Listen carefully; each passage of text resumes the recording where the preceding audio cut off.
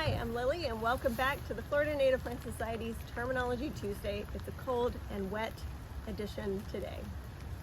So last week we defined the term ecotype, which is a population within a species that is noticeably different. The ecotype though is not part of our taxonomic ranking system. It's kind of a loose term that is used to describe all sorts of different sizes of populations that can be all sorts of different, So there are three terms that we use as part of the taxonomic ranking system beneath species in order to describe those different types of ecotypes essentially, and that is form, variety, and subspecies.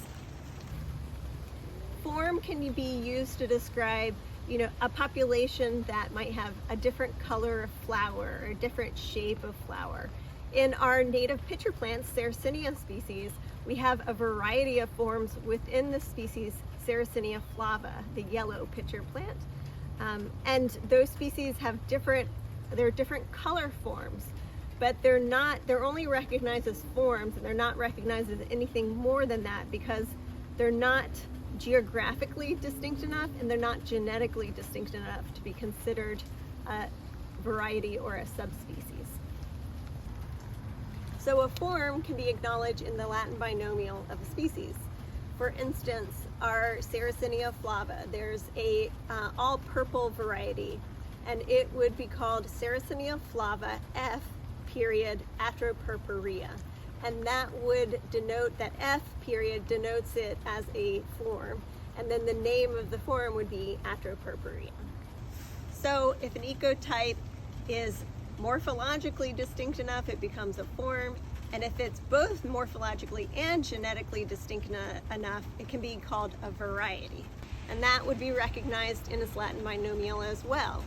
And that would be, for instance, Rhododendron viscosum var viscosum. So var would be in the name, VAR period, and then the variety name would come after that.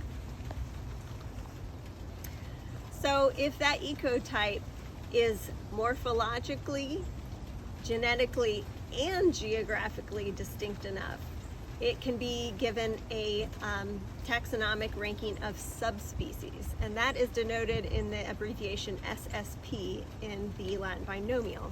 So for instance, we have one of our native prickly pears is Opuntia mesacantha SSP period lata. So the subspecies is lata, and it's denoted by SSP period in the name of the plant. Thanks for joining me on this very cold and wet edition of Terminology Tuesday to learn about forms, varieties, and subspecies, all ways that we taxonomically denote populations within a species, loosely called ecotypes, that are distinct. And I will see you guys again next week.